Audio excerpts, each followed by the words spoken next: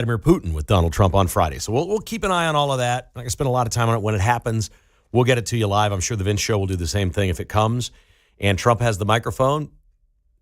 Could be some pretty historic stuff, but certainly something we'll want to listen to, so we'll have that for you. Got a lot of great topics on the show today, including, this horrific incident with this truck driver in Florida making a U-turn on the Florida Turnpike that left 3 drivers in a separate vehicle dead is one of the worst stories you will hear in 2025. It is just absolutely awful. And the Royals are hot. We'll check in with Mark Van Sickle on that. Can you believe they've beaten the White Sox at Kauffman Stadium 14 times in a row? White Sox have been really bad the last couple of years. Terrible. But about 2 weeks ago, there was a stat out there that the White Sox had a better record since June 1st than the Yankees. So they got better for a while. And now the Royals are beating them up pretty good. That was excellent to see this weekend. The Royals are still alive. Still a long, long way to go, but still alive. We'll start today with something that I know Pete addressed this earlier today that I just couldn't believe. I've lived here my whole life. Summers are hot, but they're not the hottest summers. They're not even close. In fact, many people in America consider our summers very mild compared to what they have. I'm sure a lot of people in Texas. I've heard people in Atlanta. I know people in Florida that are miserable in the summer when it's constantly 99 degrees and 97% humidity. My son lives in Arizona, where the other day it was 114. They're at 111 today. And we had a soccer game delayed 3 hours. Now, I've got some strong opinions here because, first of all, when you have a soccer game between the Current and the Pride, you know everybody involved in this is a liberal. I'm just going to say it. No conservative names their team the Current or the Pride. They don't. So we know what we're dealing with. And one of their favorite things to do on the left is to push the climate hoax narratives over and over and over. 2 days prior to this game being delayed 3 hours, the Kansas City Star ran a front page feature on their website about dangerous temperatures and how it can hurt you and how it's so hot. And I asked my wife, Jessica, I said, Jessica, has it hit 100 this summer? She watches the weather a lot. And she's like, no, we've had some days in the mid-90s where the humidity was high and the real feel was 105. We had the one day in Maryville or around Kansas City. I think this was maybe the first week. No, it was in July. It's been at least a month since we talked about this, right, Mark? In Maryville, Missouri was the second hottest place on earth. The real feel was like 119 or something. Yeah. But it was 97 degrees. Yeah, it wasn't even 100 degrees. It wasn't even 100 degrees. So, yes, that was miserable, and it can be miserable out, and it can be dangerous for people. I'm not saying that it can't. And, yes, you may not sleep as well at night because you'd like it to be 3 degrees cooler in your house. But, man, I think we've forgotten what hot is like. And I think when these people, they're so predictable, when it's your newspaper staff that decides to lead with 95 degrees is just too hot, I don't know if we can survive. And then a soccer match is delayed 3 hours because, get this, we had a high temperature on Saturday in Kansas City of 95. Do you know how much they laugh in Phoenix when they see stories? This always happens in just New York, right? You'll watch one of these national shows. Heat wave hits the Northeast. High temperatures in the mid-90s. There are millions of people in the desert Southwest and all throughout the Gulf Coast that just laugh their butts off that people in the Northeast are worried about a heat wave. They just, it's comical to them. So this was 95 degrees for a high. We'll assume 3 o'clock's about the time the high temperature occurred. That's about right. 3 or 4 o'clock's usually when it's hottest. By waiting 3 hours, they started the match at 6 o'clock. It was 93. It went down 2 degrees. They made everybody wait for 3 hours. I'm like, what are you doing? What are you people doing? I've never heard anything like it. And I think it just comes with this group thing that we've had for 15, 20 years on the left, that they just get dug in on things that just aren't really relevant. I have a niece that's like 13 or 14 years old. I don't know which. And I remember when she was born that she had a year later, they had her first birthday party at the Deanna Rose Farmstead out here. She was born like the first week of July. And we went to her 1-year-old party and we're like, we can't do it. It was 107 that day. They're like, we can't do this. So, I mean, her grandpa was so awesome. He went and got 2 of these mist machines that have like air conditioners attached to them. They kept the event and we put it on. It was a short birthday party, but we did it. And it was great. I just remember it being 107 degrees that day. That's 12 degrees hotter than it just was Saturday. Or this heat wave where the 10-day forecast after tomorrow, every high temperature is in the 80s. That's the rest of August and into September. So this just in, if I were writing headlines at the Kansas City Star, maybe I'd write a story. Why didn't we hit 100 degrees in Kansas City this year? What's going on? Should we worry that, because remember in the 70s and 80s, they were afraid the planet was freezing over. Then it was warming and they were afraid the ice caps would melt and we got all kinds of flooding and problems. They don't know which it is, but we ain't hitting 100 here this year, folks. And that's not a hot summer in Kansas City for me. Every single day in our history, in the month of August, the high temperature for that day in history in this town is 103 or higher. So we were 8 degrees below the lowest possible high temperature. August 14th, record high in Kansas City, 113. August 15th, record high in Kansas City, 110. 95 degrees. Push back our soccer match. Unbelievable. There's always something else with these folks, and you know that is the case. Okay, so I love Trump put out a really cool post earlier today about mail-in balloting, that we're the only country in the world that does this. And even Putin said, you only lost that election. I don't know if it's true. I don't know if he got Putin to say that or whatever. You only lost that election because of mail-in balloting. Mail-in balloting, unquestionably, is full of fraud. There's no question it's full of fraud. The fact that you can allow a ballot to come in a week later after the election day and count it is enough to make it provable there is fraud in mail-in balloting. Period. Oh, we're going to give an exception to election day. We'll wait a week in Nevada. We'll give you 7 more days for a vote to come in. That's fraud. I don't care what anybody says. Even if it's legal, it's fraud. It's voting fraud. So I'm driving in today, and I flip around, and we get the commercial break between the news and John Anthony's update, and I flip it over to an AM station that does conservative syndicated talk all day long, and listen to what ABC News has for their update at the top of the hour. And they're like, Donald Trump puts a post on Truth Social, mail-in balloting is gone. And this is their favorite line. His proven false claims that there's fraud in mail-in or machine balloting. Proven false claims? Just the opposite. This is the next time they're going to be wrong. They've been wrong about this one for a long time.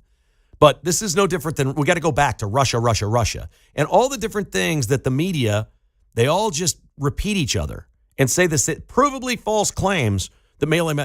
If one mail-in ballot gets lost, okay, mail-in balloting is fraudulent.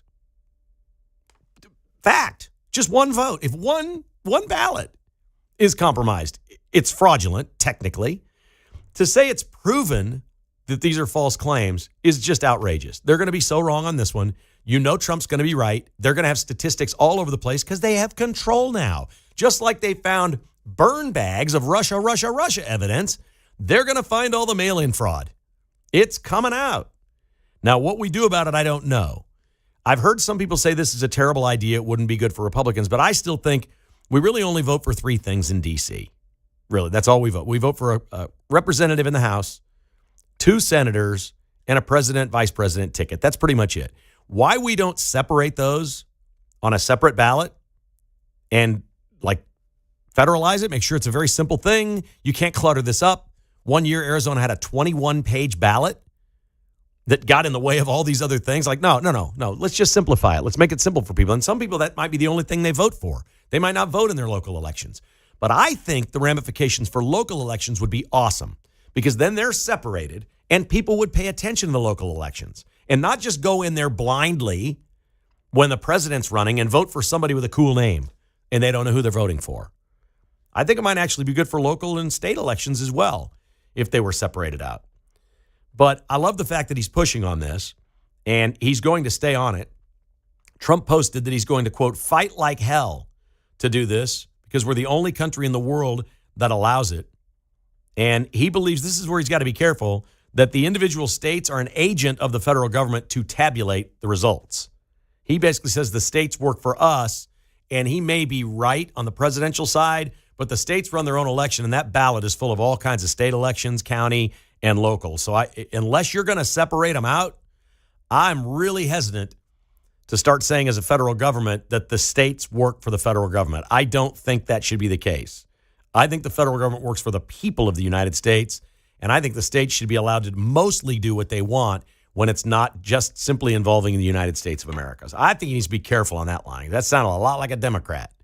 The states, we're the federal government. You work for us. You're an agent of the federal government. I don't like hearing that. I don't want to live in a state that thinks it's an agent of the federal government. I really don't. I'd like to have a little more control and know the people that I live around and who my neighbors are in the state that I live in. Maybe you've got some thoughts on that. Give me a shout, 913-408-7957. That's our number. Love to hear from you. We always take new callers. I know people are afraid to call. You're afraid. I'm not going to argue with you unless you pick a fight. You know, just Jeff out in Colorado last week, or was that his name, Jeff? Yeah, Jeff, yep. Jeff out in Colorado had a rough day on here, but he brought that on himself. You can just come right in and say what you think. I'd love to have you on, especially the ladies. Give me a call, 913-408-7957. Whatever's on your mind is on our mind here at Uncanceled on KCMO Talk Radio.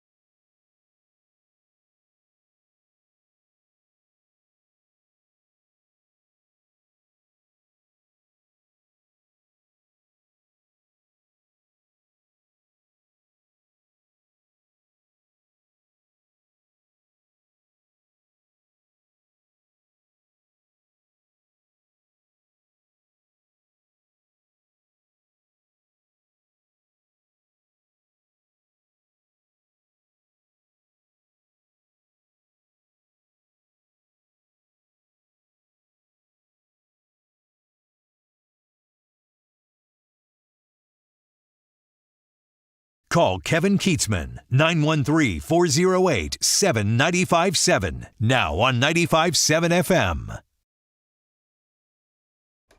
Welcome back to Uncanceled on KCMO Talk Radio. Great to have you with us on this Monday. Hope your week is getting off to a great start. We're monitoring things at the White House to see if anything's going on between Trump and Zelensky or if they speak.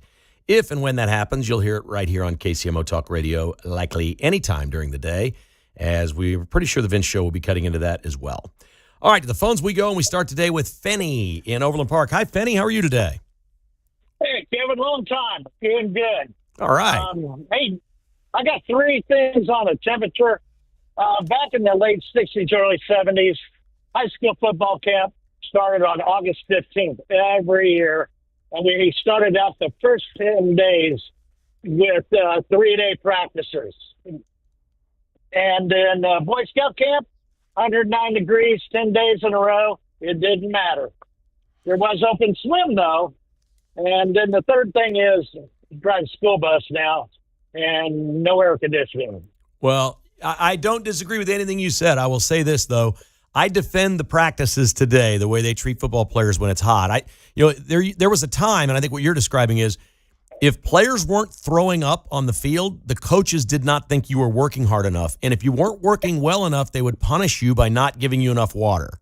That was wrong. That, and they served you salt pills. Yeah, that was wrong. We did a lot of things wrong.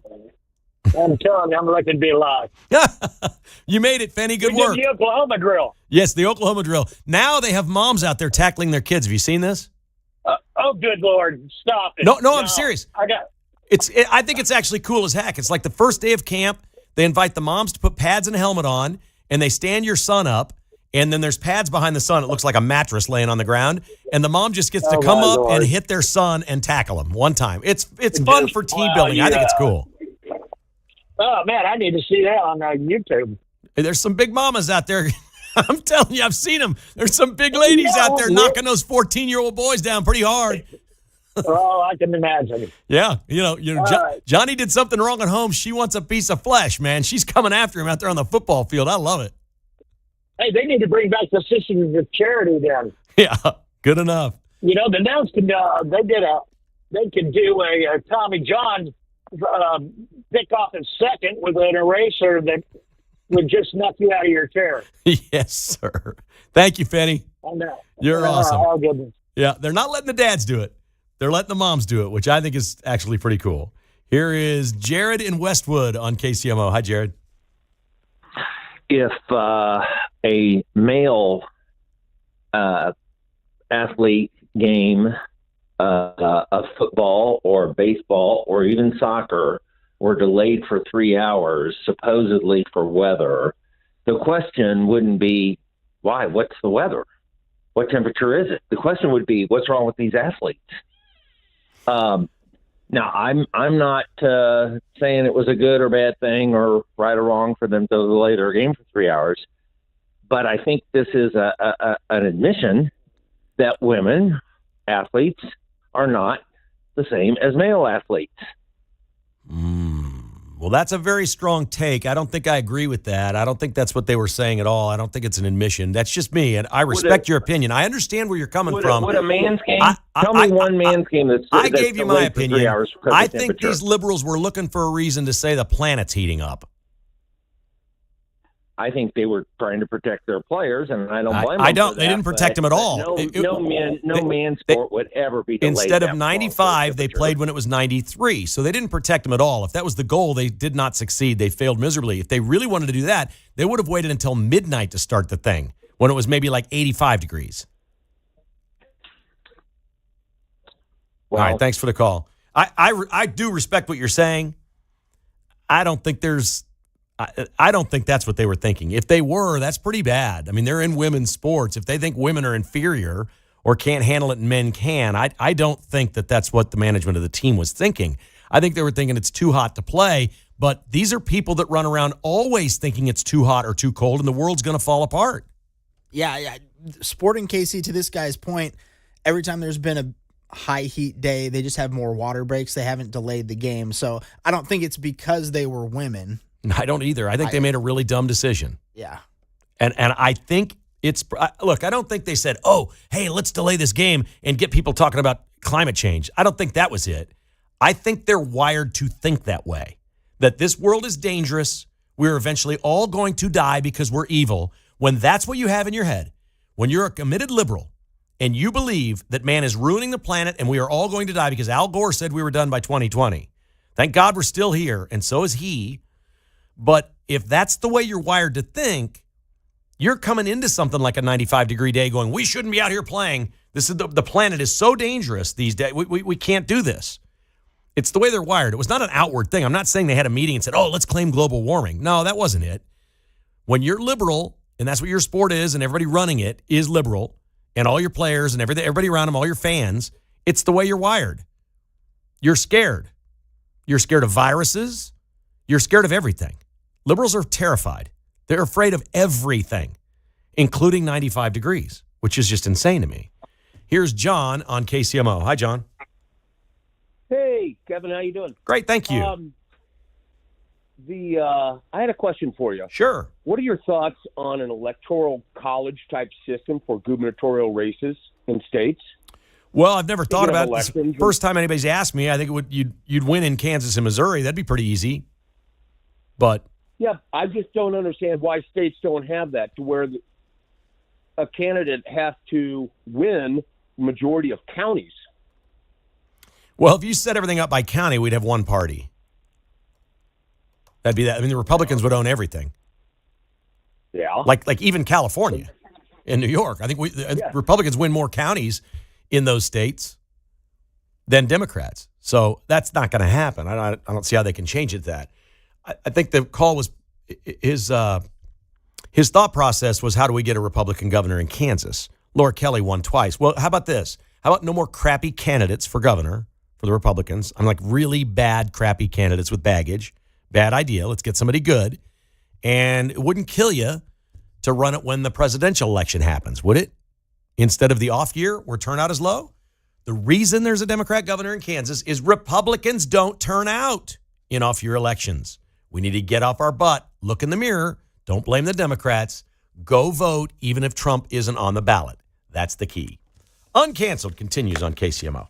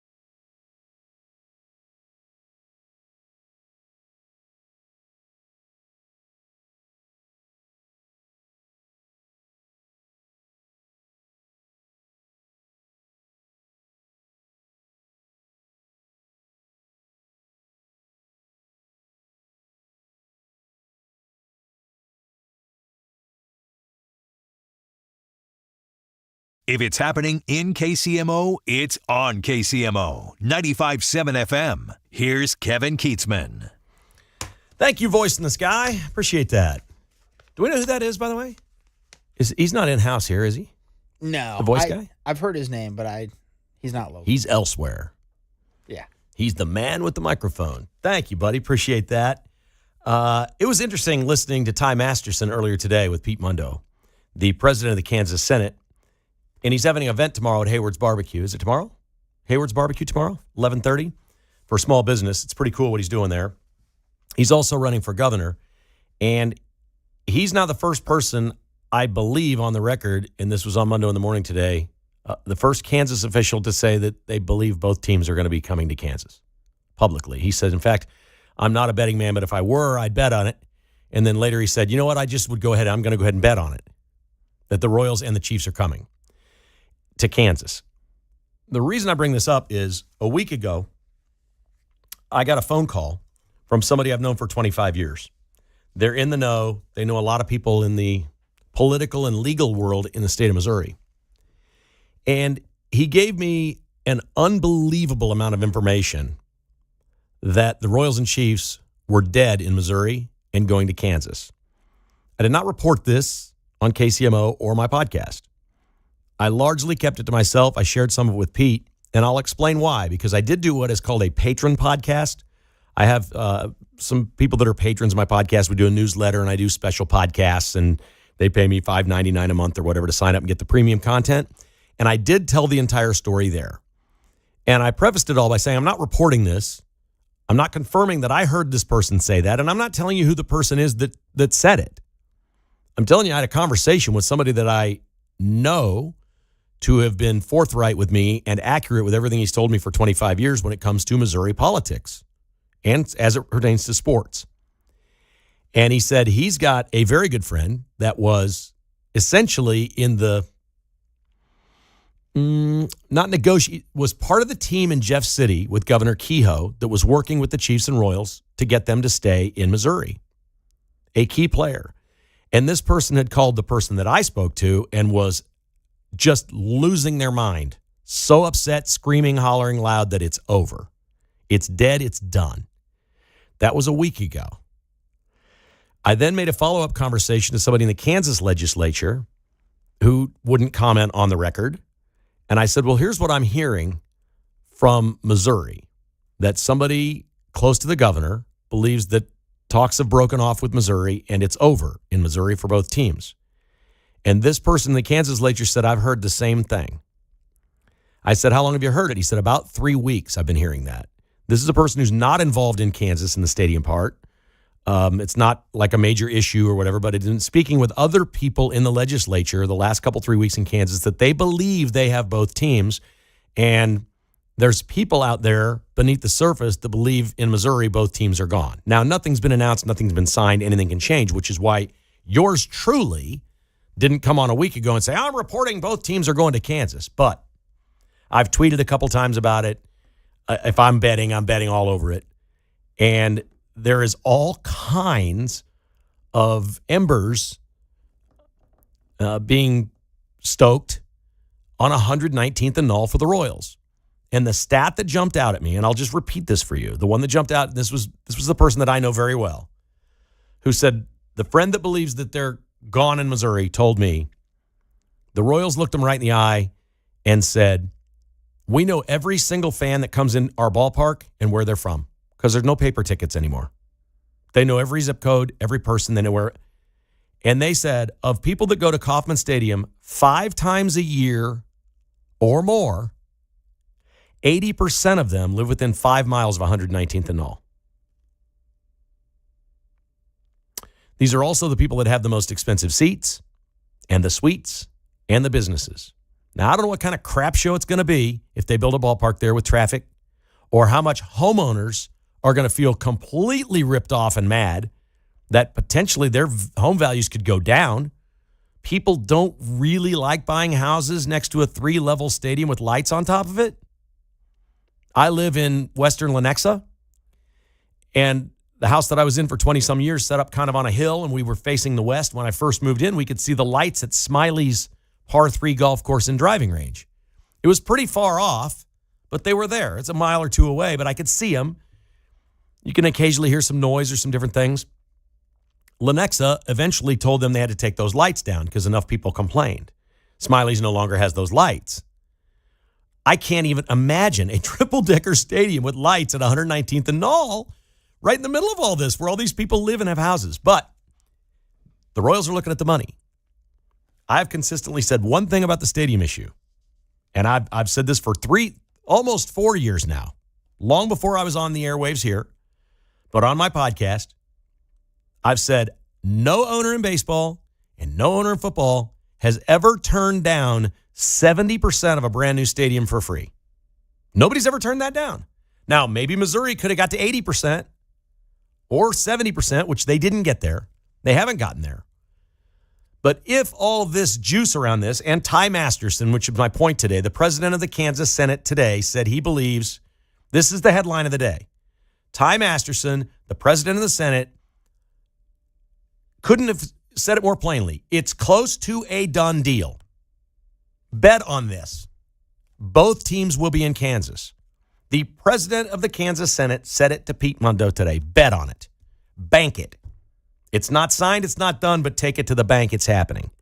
That means the Royals at 119th and all. And I can't imagine where else it would be. It would be Chiefs at the Legends. I've also said many times here, and you've heard me say it, the NFL is not renovating stadiums anymore. They don't do it. The money doesn't add up. The Chicago Bears just renovated Soldier Field. Did you see that place last night? It's fantastic. And they're building a new stadium because they're landlocked right there and they can't do the entertainment around it. The Atlanta Braves made $100 million profit last year off of the businesses around their stadium. And the land and the businesses that they developed around their stadium are now worth $2 billion more than 5 years ago. The Royals and Chiefs want the same thing. And they want to be close to where the money is, to be honest. And I think you'd be shocked at the statistics of people that shop at the Legends or go to the Legends or go to the Speedway or, Nebraska Furniture Mart or wherever else is out there. I think you'd be shocked at how many of those people are from Johnson County. Now, I live around that way. I'm over not too far off, like 87 to 435. So for me, it's probably the same distance. I'd be the same distance to a new Arrowhead as I would be to a new Kauffman, and they'd both be a third the distance of where I currently drive. I get it. I understand what these owners want. I've been dealing with these people my entire career. I know what they're about. Yes, they want to win championships, just like the fans. More than anything else, they're businessmen. And both the owners in this town fit that category. And if they have both decided that there's more money in Kansas, then so be it. They are easily going to be able to blame this on Frank White in Jackson County. This is an easy out. If the Royals or Chiefs were ever concerned about moving across the state line, trying to explain to Missourians why they moved, all they got to do is go, Frank White. They don't even have to throw Mayor Q under the bus or anybody in Jeff City. They just got to say Frank White. That's easy. Who wouldn't believe that? I'm not saying it's fair or accurate, but who wouldn't believe it? Frank White beat that vote. Frank White was right. For all the crap that Frank White takes, when that vote was coming around, he said, wait a second, there's no plan here. You're not telling me what this is. I'm a no vote. I can't, this is not fair. And I don't think the people of Jackson County want this. And he was right. The people of Jackson County didn't want it. They overwhelmingly voted no. No, this is an easy out for both owners. They got a new place to go, and Kansas is going to pay 70% of it. I am more certain today, a week later, that what I heard from my source last week was accurate. I am more dug in and certain today and got even more certain over the weekend after speaking to a representative in Kansas off the record, after speaking or hearing Ty Masterson on with Pete Mundo today. There's nothing else out there. There is no other news. The only news about the Royals and Chiefs ballparks right now is both are going to Kansas. That's it. And it's everywhere. Ty Masterson just took the lid off the can. It's out there. The president of the Senate said it. Take it to the bank. Bet on it. We got both teams. Sorry for your losses, Missouri. This will be the third NFL team Missouri's lost. Or if we go way back as a fourth, did they used to have something called the St. Louis Browns or something? Or no, it was baseball maybe. I'll have to look back and go through history. But Missouri is losing football teams right and left. And honestly, I think if Missouri had their choice, they'd have rather kept the Royals than the Chiefs, just because of the number of dates and all. And I think Missouri's a baseball state. I think they love Mizzou football, and they're learning to like the Southeast Conference and things like that. But I don't think the state of Missouri has any real history of being, some great NFL state, losing the Rams and the Cardinals, and now the Chiefs to Kansas, which isn't losing. If your quality of life in Missouri hasn't changed. You just have to drive a little farther to the stadium if you want to go. But it's going to be a lot nicer stadium. It's going to be cool. The guy I talked to also told me it ain't a dome. It's going to be open air like the Bills are doing. Buffalo Bills, where it's really cold, believe they will get a Super Bowl because they are covering 2/3 of the fans. They have snow melting capabilities, and they'll have heaters underneath the, ceiling, whatever you want to call it, that even when it's like 0, they can heat the place for most fans to where it would be like 40 or 45 degrees. That's perfectly fine. And I don't care about how cold it is for the players or how wet it is for the players. I couldn't give a rip. But if you're going to have a Super Bowl, you need a ton of suites, and you need a bunch of seats where it's climate controlled. It doesn't mean it's, toasty 70 degrees like your living room or warmer by your fireplace, but fans are comfortable. They're not sitting there shivering and freezing. We had a the only extreme weather I can remember here, other than precipitation, in the last 10 years, I think, is that week of the Dolphins playoff game. That was brutal cold for Kansas City. That was it. And it was very, very rare. So I think they're going to get it right. And I think when they build this stadium in Kansas, I think the Chiefs are going to have an open-air component to this, to where they never give a head coach. That's all I've asked for from the start. Don't give the coach a chance to decide whether the roof's open or not, ever, because every coach wants it closed. Don't do it. It's about the fans. It's about the experience. And what I'm hearing is that's exactly what they're going to do. That's what they're doing in all kinds of places. They got all kinds of technology they didn't have before and ways to warm things up and keep fans comfortable, not warm necessarily, but certainly comfortable. Everything I'm hearing has me really excited, other than the nightmare that will be 119th and Null, 81 times a year. Driving your car around there will be a nightmare. Working near there will be a nightmare. Living near there will be a nightmare. There is no way around that. It's going to be a train wreck for a lot of people. But the Royals, if that's where they're going, if that's what they decide to do is 119th and Null, they're going to make a lot of money because they're going to be close to a lot of money. And those people that went to 5 games a year are going to go to 10. And people that went to 10 are going to go to 20. They're going to sell a lot more suites, a lot more season tickets, a lot more everything. And the one good thing about putting it there, I can see hundreds of kids going to ball games all the time on their own. Like 16-year-olds, date night. Yes, I live a mile away. You could walk. You know how many high school students, junior high and high school students live within a mile of there? That could walk, ride their bikes or their scooters or whatever. This is what the Royals want. They're trying to find young fans. Baseball's trying to find young fans. So the Braves go to the suburbs and they get around the richer people with kids and get kids to the ballpark again. That's what they're trying to do. You ever watch a Royals game on TV? You ever go to one? Bunch of old white people. That's what's at Royals games, bunch of old white people. I know. I like going. I'm an old white guy. I like going. But they got to find something younger. They need the next generation. And all of their cries and appeals to minorities and different populations has not really worked in baseball very much. It just hasn't worked. They haven't gotten a lot of traction with finding those fans. So, yes, the president of the Kansas Senate on KCMO Talk Radio today said, take it to the bank. Go bet on it. The Royals and the Chiefs are both moving to Kansas. 913-408-7957. Uncanceled continues. We'll check in with Mark about those red-hot Royals and more next. We're brought to you today, as always, by bestofferkc.com, your friend in the real estate business, especially if you need to move quickly. And sometimes folks just have to do this. Or maybe you inherited a house and you need to sell it quickly. They can help you with that. It's bestofferkc.com. You won't have to go through it and clean it out. You won't have to remodel it. You won't have to repaint it. No fix-ups, no showings, no anything. Now, maybe it's a personal situation you're in or a healthcare situation, and you need to sell your house, or you need the money out of it fast to pay for something that is really important for you. Sometimes it can be a legal matter. BestOfferKC.com will work with you and your family in a dignified way. They don't think your house is ugly. They don't judge what's going on or why you have to move so quickly. They want to help you out. They want to get you the right price quickly and be the company that can look you in the eye, shake the hand, and say, we've never backed out of an offer. Never once. Once you get the offer from bestofferkc.com, it's gold. 816-338-SOLD is the phone number to call. That's 816-338-SOLD. For bestofferkc.com, helping you leave the hassle behind.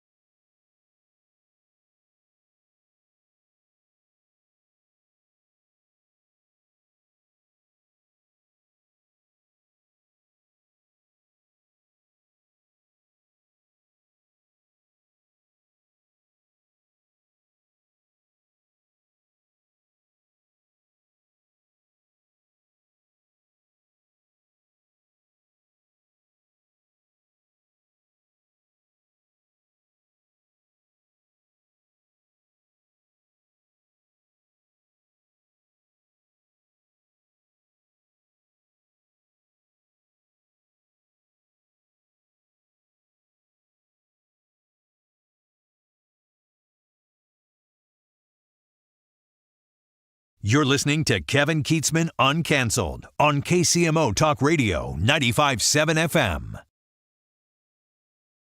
We're back on Uncanceled, and the sickest story of the weekend is this driver in Florida that was driving the big rig and did a U-turn on the Florida Turnpike. And as he did it, obviously that's illegal, as he did it, another car went literally like under the truck.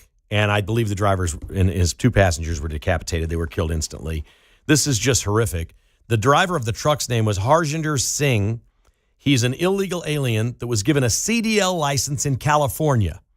He entered the United States illegally in 2018, was picked up by Border Patrol as a gotaway, and released. We're going to need state or federal laws to protect us from sanctuary state drivers. They're allowing illegal aliens to have driver's licenses, and in this case, a CDL license. This guy brought third world driving practices to the Florida Turnpike, for God's sake. And this sounds harsh, but I'll say it. There's 3 more dead because of Joe Biden. There's no other way to look at it. Where did he go? Oh, he didn't enter in Florida. No, he entered in California, where they welcomed him and gave him a CDL license to go be a truck driver when he doesn't have any idea what he's doing. Just a brutal, terrible, horrific story. All right, let's see. We have time to take a quick call here, Mark, before I come. Yeah, okay. Let's check in with Wes in Gladstone. Hi, Wes. How are you today? Yeah, hey, it just sounds like Fesco might have been right about the 119th and Null site. And if the Royals build there, then they're stupid because they should go to the Legends, man. That's where it's at. So you think the Royals should be in KCK? Yeah, I'm a Missourian. All I know is I don't have to pay for it unless I go to the game. Exactly so right. Nobody does in either place. Right. All the offers on the table were only going to cost people that decided to go to a game. But it doesn't matter. It doesn't matter because you were going to spend it anyway. Everything you buy has a sales tax, so it doesn't make any difference. Yeah. Yep. No, good call. It's not a factor. That was never a factor to me. And the Kansas deal was from the jump.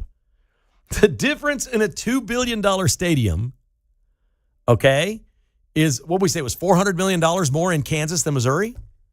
For the Chiefs or Royals to build a stadium, they'd get $400 million more from one state than the other. 70% versus 50%.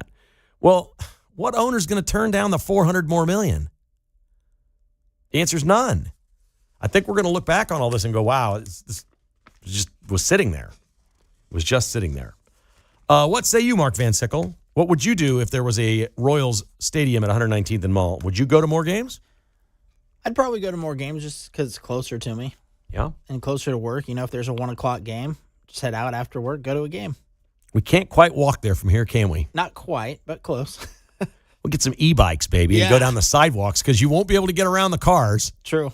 Can you imagine the traffic in through there? It'll be a little crazy. Oh, my gosh. Can't even imagine. But it could be exciting. Does it excite you? Does it feel like a win? You're a Kansas resident. Does that feel like a win to you? Yeah, I think having one and or both teams would be exciting for the state. It'd be unbelievable for a state with the tiny population of Kansas to have a major league and NFL team. There'd be no other state like it, honestly. Missouri's more than twice as big population-wise as Kansas, so that would be something else. The Royals are suddenly hot. They've won 14 straight against the White Sox at home. That's not relevant to the playoff chase here, but they're 5-2 in their last 7. They've won 5 out of 6. The last 2 games they've lost, they blew. They could be on a 7-game winning streak right now. They should have swept the Nationals. They did sweep the White Sox. So if they take 3 out of 4 from the Rangers, they're going to be looking pretty good. They will be. Here's the hard part, okay? The Royals are still 4 back. I feel like every time we talk about it, they're 4 back. The Yankees have been on a tear now. So the 3 teams that are wild cards right now are the Yankees. They're 10 games over. Boston, 11 games over 500. And Seattle, 11 games. They lose last night? Yeah, they lost to them. So I think they're also 11 games over 500. I've said all along, you got to get to 10. One of these 3 teams will probably be 500 or below 500 the rest of the way. That's the one the Royals is going to have to catch. But the Royals are only 2 games over. So they need to be on a heater here. You're right. If they win 3 out of 4, they're now 4 games over. Then they go to Detroit, a team that just eats them alive. Yeah, that'll be tough. This weekend. There'd be nothing easy about it. But it is nice to see them playing better, isn't it? Nice to see them playing better. They got this Burger pitched pretty well again yesterday. I heard you and Pete talking about this realignment. I talked about it on my podcast today. The Royals and Cardinals in the same division would be awesome. Yeah, no brainer. I don't think they'd make the Cardinals go to the American League. Don't you think that would be the Royals going to the National League? Yeah, or I don't know if they'd call it the American National League still. Exactly. They could change it. So pick the Royals, the Cardinals, the White Sox, and the Cubs. Put them all in a division. Let's go, baby. Yeah. Let's have some fun. The Vince Show's coming up next. Thanks for listening to Uncanceled.